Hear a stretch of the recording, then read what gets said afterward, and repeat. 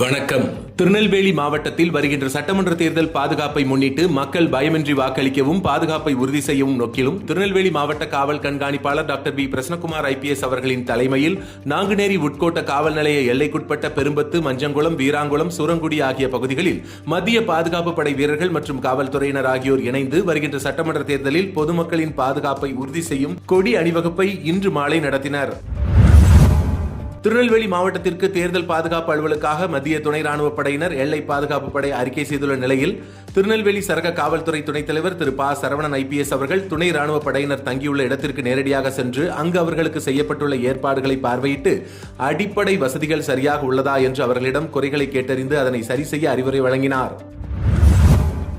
திருநெல்வேலி மதுவிலக்கு அமலாக்க பிரிவால் பதிவு செய்யப்பட்ட வழக்கில் பறிமுதல் செய்யப்பட்ட 757 மது பாட்டில்கள் அனைத்தும் திருநெல்வேலி தாலுகா காவல் நிலையம் பின்புறம் உள்ள காவல்துறை நிலப்பரப்பில் கொட்டி இன்று அளிக்கப்பட்டது.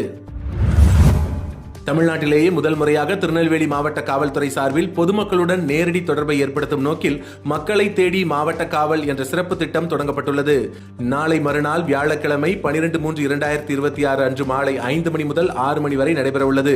முதல் கட்டமாக திருநெல்வேலி ஊரக உட்கோட்ட பகுதியில் உள்ள காவல் நிலையங்களான தாளையத்து காவல் நிலையம், கங்கை கொண்டான் காவல் நிலையம், மானூர் காவல் நிலையம், தேவர்குளம் காவல் நிலையம், சீதவர்ப்பநல்லூர் காவல் நிலையம், தாலுகா காவல் நிலையம், சிவந்திப்பட்டி காவல் நிலையம் மற்றும் திருநெல்வேலி ஊரக அனைத்து மகளிர் காவல் நிலையம் ஆகிய பகுதிகளை சார்ந்த மக்களுக்காக மேலத்தாழுவித்து quarry road Banu tea stall அருகில் உள்ள மைதானத்தில் வைத்து நடைபெற உள்ளது. பொதுமக்கள் அனைவரும் கலந்து கொண்டு தங்களது குறைகளை தெரிவிக்குமாறு மாவட்ட காவல் கண்காணிப்பாளர் அவர்கள் கேட்டுக் கொண்டுள்ளார்கள். உங்கள் பகுதிகளில் நடக்கும் செய்திகளையும் எங்களுக்கு அனுப்பலாம். திரையில் தெரியும் நம்பருக்கு வீடியோவாகவோ புகைப்படமாகவோ அனுப்பி அந்த செய்தி பற்றிய தகவலையும் பகிரவும். மீண்டும் நாளை செய்திகளில் சந்திப்போம். இந்த வீடியோ பிடிச்சிருந்தா லைக் பண்ணுங்க, கமெண்ட் பண்ணுங்க, உங்க நண்பர்களோட ஷேர் பண்ணுங்க.